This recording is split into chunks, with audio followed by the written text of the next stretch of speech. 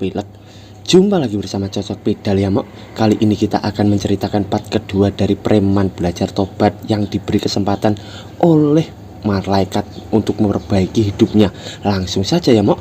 Buah sirsa terasanya kecut dan cerat cerit cerut. Di part kali ini terlihat gedung sekolahan dan bu guru di sana berkata, "Halo semuanya, aku Jihe, wali kelas kalian sekaligus guru bahasa Inggris untuk tahun ini. Aku sangat tidak sabar untuk bekerja sama dengan kalian mulai hari ini." Ternyata ia adalah bu guru baru di sekolahan itu. Si Gundul berkata, "Dia cantik sekali." Dan temannya berkata, "Nona, apa kau punya pacar?" Hehe. Bu guru berkata, "Sekarang ayo tenang dulu dan kita mulai pelajaran." Dan mereka semua bersorak-sorak menertawai bu guru. Lalu terlihat seseorang murid berkata, "Kenapa tidak dijawab? Itu kan bukan hal yang sulit untuk dikatakan. Atau mungkinkah kau sama sekali tidak pernah menjalin hubungan?" Ternyata itu adalah si Jong. Dan bu guru itu syok berkata, Itu berhentilah mengolok-olok dan kita akan mulai pelajarannya." Sambil ia marah pada Jong. Lalu tiba-tiba si Jong marah membentak. Guru itu pun sampai kaget. Si Jong dengan wajah psikopat berkata, "Hei, aku hanya bercanda, jangan begitu. Nanti orang-orang menyangka jika aku akan melompat ke arahmu dan semacamnya." Sambil dua temannya di belakang tertawa dan bu guru gemetar ketakutan karena ulah si Jong itu. Terlihat di sana sebuah rok dan seorang berkata, "Oh, Jong Syok." Dan ternyata itu adalah bu guru yang membayangkan masalah dulu waktu ia baru mengajar mereka. Dan bu guru sekarang pun masih gemetar dan ia berpikir, "Oh, si Jung, kuharap dia tidak akan pernah kembali. Kenapa tiba-tiba dia datang?"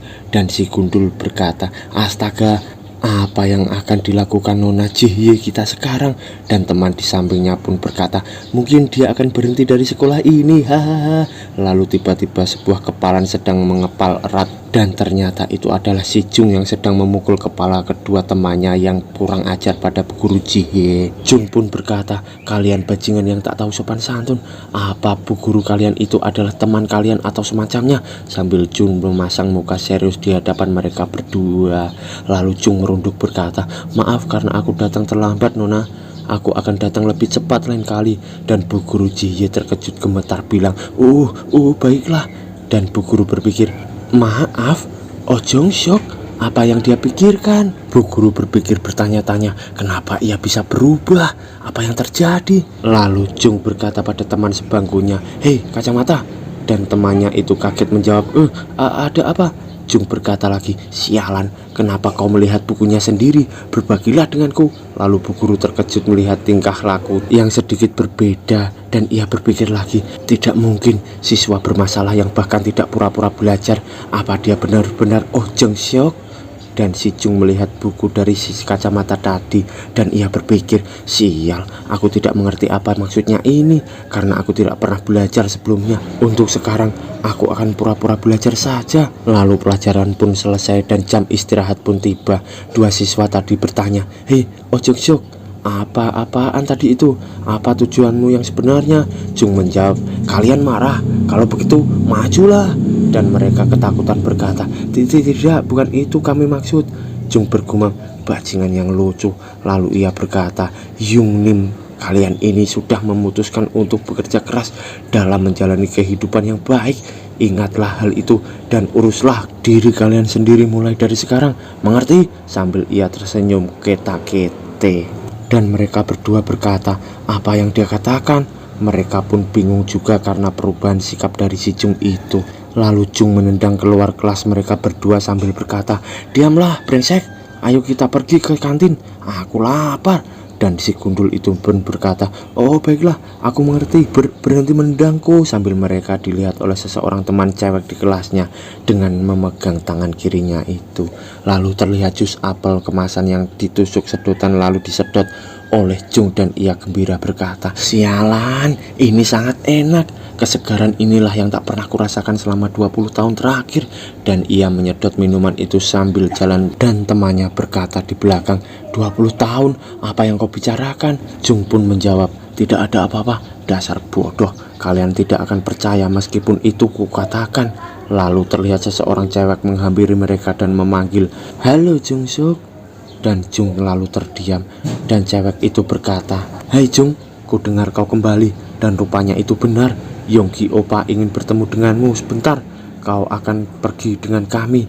Jung berpikir-pikir, Kang Yonggi? Benar, setelah ku pikir lagi, rupanya ada bajingan itu. Terlihat Jung mendatangi tempat Kang Yonggi itu dan Kang Yonggi berkata, "Hei, kau sudah datang? Lama tak jumpa. Oh Jung Hyuk, apa kau baik-baik saja?" Sambil di belakangnya ada teman geng sekolahan dan Jung berpikir, orang ini pada dasarnya merupakan penguasa sekolah ini. Ya, kurasa hubunganku dengannya tidak buruk juga saat sekolah di sini. Jung berkata, "Hei Kang Yonggi, tidak perlu bertele-tele dan langsung saja katakan keperluanmu." Yonggi berkata, "Brengsek, dingin sekali kau. Tidak banyak, tapi apa kau ingin melakukan pekerjaan dengan Hyung ini?" Jung berkata, "Persetan." Yonggi berkata, "Iya, baiklah, ini hanyalah." Lalu tiba-tiba Yonggi terdiam. "Brengsek, kau bilang apa?" Sambil Yonggi emosi, Jung berkata, "Apa telingamu tuli? Nyala dari sini. Kau pikir aku cukup gila hingga mau bekerja dengan pecandu sepertimu?" Lalu anak buah Yonggi terkejut berkata, "Hei, apa yang dia katakan? Pecandu? Yonggi, benarkah itu?" Yonggi marah karena perkataan Jung tadi dan ia bingung menjawab pertanyaan dari temannya yang lain itu. Lalu Yonggi berkata, "Bajingan sialan, tidak ada satupun orang yang mengetahui hal itu." Lalu Jung berpikir, bajingan itu, dia kebingungan.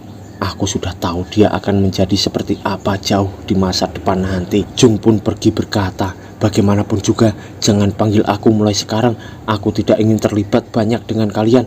Lalu berhentilah menghirup benda itu dan pergilah ke rumah sakit sebelum terlambat. Dan mereka marah dan seseorang menuju ke arah Jung sambil berkata, "Bajingan brengsek, berhenti di sana." Berani-beraninya anak kelas 2 berbicara seperti itu di depan seniornya. Sambil ia memegang pundak Jung dari belakang, Jung berkata, "Mereka tidak mendengarkannya saat aku bicara baik-baik." Sambil tangan Jung mengarah ke pundaknya. Lalu teman-teman Yonggi pun terkejut. Ternyata tangan orang yang sok keta-kete itu dipelintir oleh si Jung. Dan Jung berkata, Senior silitmu, bahkan kotoran pun jauh lebih layak darimu." Dan siswa itu kesakitan sampai menangis. Jung berkata, "Haruskah ku selesaikan kau sekarang Yonggi?"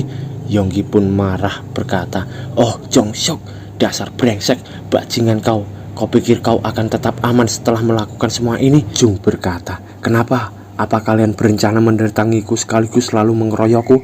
Ya, kalian pikir aku tidak akan bisa mengurus kalian semua sendirian?" Sambil Jung mengencangkan cengkraman tangan siswa tadi sampai hampir menangis lagi, Jung berkata, "Teruslah mendekat kemari dan akan ku hancurkan pergelangan tangannya." Sambil ia tersenyum. Mereka berkata, anak sialan itu sudah gila. Sial, bajingan busuk." Jung berkata lagi, "Siapa yang sedang kalian sumpahi itu? Hah? Padahal kalian orang yang mempunyai seseorang junior tak bersalah dan mencoba untuk mengeroyoknya. Kalian ingin sesuatu yang adil? Oke, baiklah." Lalu Jung menunjuk ke arah Yonggi. Jung berkata, "Kang Yonggi, ayo bertarung 1 lawan 1." Yonggi mukanya merah emosi berkata, "Bajingan sialan." Jung berkata, "Kenapa? Apa kau takut bertarung dengan juniormu? Bukankah kau adalah yang terkuat di sekolah? Aku berjanji padamu, jika kau menang akan kulakukan apa yang kau inginkan. Tapi jika aku yang menang, akulah bos di sekolah ini mulai hari ini. Bagaimana?"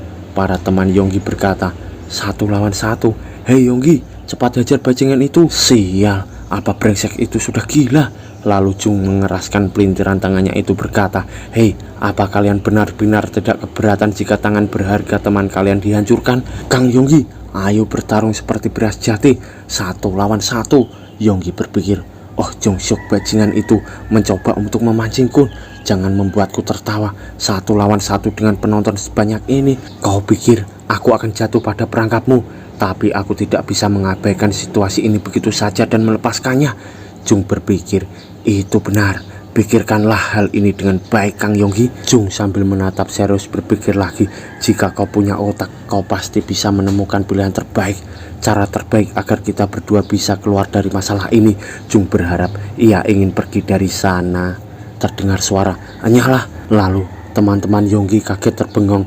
Jung tersenyum berpikir, itu benar. Yonggi berkata, "Akan kulepaskan kau kali ini, oh Jong Hyuk. Lepaskan tangan itu sekarang dan menyingkir dari pandanganku." Teman Yonggi terkejut berkata, Apa? Kang Yonggi, kau ingin membiarkan bajingan sombong sialan itu begitu saja?" Yonggi berkata, "Akan kusingkirkan bajingan itu dengan tanganku sendiri nanti. Menyelamatkan orang itu adalah yang terpenting sekarang." Temannya berkata, "Tapi..." Yonggi berkata, "Apa kau mengabaikan perkataanku?" Temannya pun berkata, "Tidak, aku mengerti." Lalu Jung melepaskan tangan orang itu dan berkata, alasan membosankan sekali, berakhir begitu saja. Hei, kenapa kau menatapku seperti itu? Cepatlah pergi." Jung tersenyum lega berpikir, untung saja gertakanku berhasil. Terlibat dalam pertarungan di hari aku membuat janji dan akan menimbulkan banyak alasan, itu buruk sekali. Yonggi melihat Jung sambil berpikir juga, "Oh Jonghyuk, aku tahu dia itu licik, tapi kenapa bajingan itu mengetahui rahasiaku? Bajingan sialan, akan kubalas penghinaan ini 10 kali lipat nanti." Dan keesokan harinya terlihat mereka sedang bersenam di lapangan. Lalu terlihat Jung yang juga ikut senam dan ia berpikir, "Sekarang aku sudah menyelesaikan masalah yang paling menjengkelkan, tapi aku khawatir tentang apa yang terjadi nantinya. Sekarang aku hanyalah seorang murid dan harus belajar sedikit, tapi setelah lulus apa yang harus kulakukan tentang makanan hingga biaya hidup?"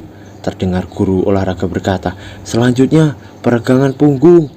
Tapi Jung malah melihat bokong dari cewek di depannya dan ia berkata, "Kau, apa yang kau lakukan? Apa kau bodoh?" Dan mereka menertawai gadis berkacamata itu. Terlihat gadis berkacamata adalah gadis yang selalu memegang tangan kirinya dan ia kelihatan pemalu. Jung berpikir, tunggu, aku pernah melihatnya, entah di mana sebelumnya luka itu." Sambil Jung melihat luka di tangan cewek itu, lalu kita dibawa flashback di mana cewek itu menangis dan sedang ditertawai 3 cowok di depannya.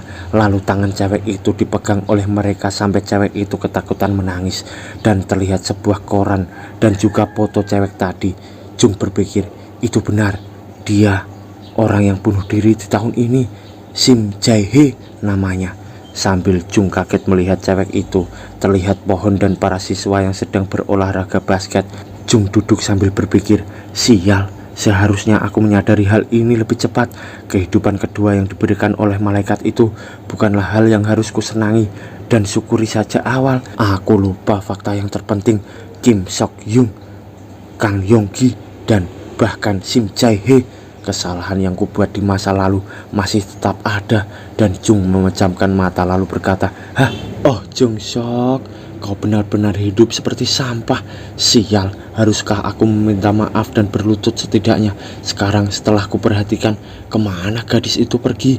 Lalu terlihat kepala si gundul sedang nongol di pintu sana. Jung melihatnya dan berkata, kebetulan bajingan itu. Lalu dia mendatangi tempat itu dan mendendang pintu di sana. Jung menatap sesuatu dan berkata, bajingan busuk, apa yang kalian lakukan? Lalu Jung tiba-tiba menendang si gundul hingga terpental sambil kesakitan dan disaksikan oleh Sim Jae-hye di sana. Teman yang satunya pun tak luput dari bogem si Jung, jebret sampai tepar di lantai. Anak itu pun ketakutan berkata, sial, memangnya apa salah kami? Sambil Jung mengangkat kaki kanannya dan jebret, kaki Jung menginjak perut si gundul sambil Jung berkata, bajingan, kau brengsek, kenapa kau membulinya? Kenapa? Kenapa? Si gundul di sana menahan sakit sampai hampir kelenger. Jung sambil teriak berkata, bajingan busuk, mati saja kau brengsek, sampah tak berguna. Sambil ia dilihat Sim Jae-hye yang menangis di sana. Jung di sana dirangkul dan ditarik oleh kawan si gundul sambil berkata, oh Jonghyuk, apa kau benar-benar sudah gila? Kenapa kau jadi seperti ini? Sedangkan Jung marah seakan dia dirasuki oleh syaiton rojim, lalu memukul teman si gundul itu lagi, jebret, sambil umbelnya meler dan matanya melotot kesakitan. Lalu Jung memegang baju anak itu dan berkata, apa aku gila? Itu benar, aku gila. Akan jauh lebih baik jika kalian menghilang sebelum aku jadi semakin gila. Bawa bajingan itu dan nyala. Demi Tuhan, aku sedang menahan diriku sendiri agar aku tidak membunuh kalian sekarang juga. Lalu Jung berpikir, sial, sekarang aku sudah bisa memahami semuanya. Sambil Jung melihat Sim Jae-hye yang ketakutan duduk di lantai sana dengan berpose yang aduhai mo. Lalu Jung berpikir lagi, kenapa Sim Jae-hye memutuskan untuk bunuh diri? Setelah ku ingat lagi, Bukankah para bajingan itu juga dikeluarkan dari sekolah sekitar waktu ini? Mungkinkah Sim Jae dimantap-mantap oleh kedua bajingan busuk ini? Benar, tentu saja. Ya, ini bukanlah salahku. Lalu Jung menghampiri Sim Jae dan menatapnya berkata, "Hei, apa kau baik-baik saja?" Jung berpikir, bukankah seharusnya dia sangat berterima kasih sekarang, sambil Sim Jae terkejut oleh Jung itu. Tapi ternyata Sim Jae malah ketakutan karena trauma oleh mereka yang membulinya terus kala itu. Jung bergumam, "Apa? Kenapa dia menghindariku? Kenapa dia melihatku seperti itu? Memangnya apa saja yang kau lihat sampai sekarang? Aku sudah menyelamat kamu. Aku..." Lalu terlihat flashback di ruangan kelas di sana. Ada Jung terkejut melihat berkata, ternyata itu adalah Sim Jae yang menjatuhkan adah pensil hingga tercecer di lantai. Dalam flashback itu, Jung bergumam, "Pertemuan kami pertama kali cukup sepele." Jung berkata, "Hei, apa yang kau lakukan di depan pintu? Kau menghalangi jalan." Sim Jae dengan wajah imutnya melihat ke arah Jung itu dan berkata, Maafkan aku menjatuhkan kotak pensilku. Silakan lewat." Dan Jung melewati Sim Jae sambil berpikir, dasar ceroboh.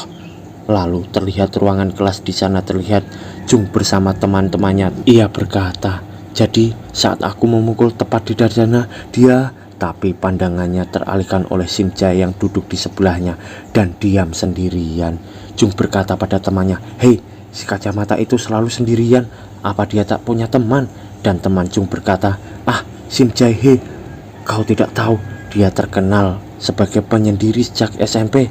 Jung sambil terkejut berkata, "Penyendiri? Kenapa?" Temannya berkata, "Aku juga tidak begitu yakin. Tapi ya..." Raut wajahnya itu membuat orang-orang merasa canggung dan cara bersikapnya itu cukup menjengkelkan. Jung berkata, "Dasar bodoh." Di dalam flashback Jung berkata, "Pada awalnya aku tidak ingin menghalangi jalannya. Aku hanya kesal melihat betapa menjengkelkannya dia."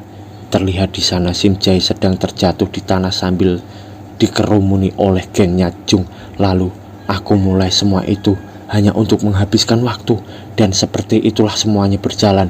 Di sana teman Jung memegangi Sim Jae dan Jung berkata, "Hei, kenapa kau sangat menjengkelkan?